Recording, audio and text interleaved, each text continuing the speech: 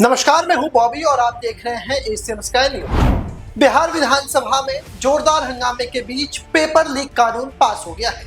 विपक्ष के हंगामे के बीच प्रभारी मंत्री विजय चौधरी ने बिहार विधानसभा में राज्य सरकार की तरफ से बिहार लोक परीक्षा अनुचित साधन निवारण विधेयक 2024 पेश किया। हंगामे के दौरान ही मंत्री ने विधेयक को सदन में पेश किया, वहीं विपक्ष वॉक आउट कर गया। इसके बाद सदन में बहुमत के आधार पर विधेयक को पास कर दिया गया। जो इस प्रदेश या देश के भविष्य युवा होते हैं, जो युवा छात्र होते हैं, उनमें जो मेधावी हैं, मेहनती हैं, ईमानदार हैं, जो ईमानदारी से कोशिश करते हैं, उनके इस ईमानदार प्रयास में कोई धोखा न करे, कोई उसके साथ छेड़छाड़ न करे।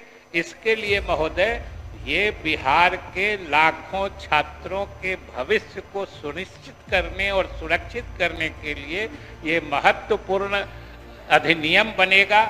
जो विधेयक हमने पेश किया है, इसीलिए मैं आपके माध्यम से सदन से दरख्वास्त करता हूँ कि इसे सर्वसम्मति से पारित करने की कृपा करें।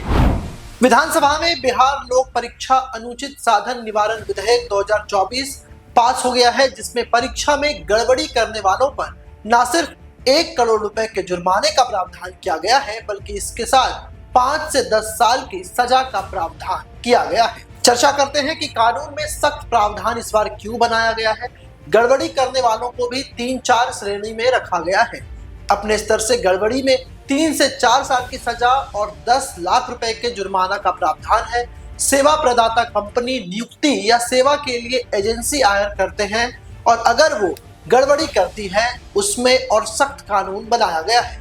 उनको 1 करोड़ रुपए तक का जुर्माने का प्रावधान इस कानून के अंदर लाया गया है।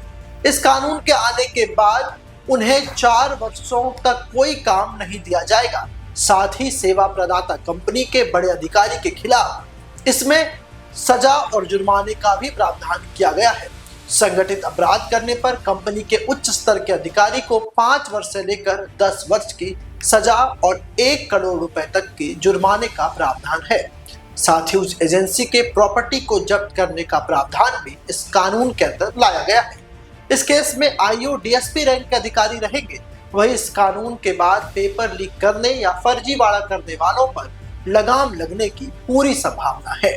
यानी कि जिस तरीके से पेपर लीक लगातार होते रहे, नीट पेपर लीक का भी तार बिहार से जुड़ा, उसके बाद बिहार सरकार ने उसी वक्त फैसला लिया था कि इस पर एक सख्त कानून बनाने की आवश्यकता है, जिसके बाद बिहार में नीतीश कुमार की सरकार ने इस पर काम किया और प्रभारी मंत्री विजय चौधरी ने इस कानून को पेश किया।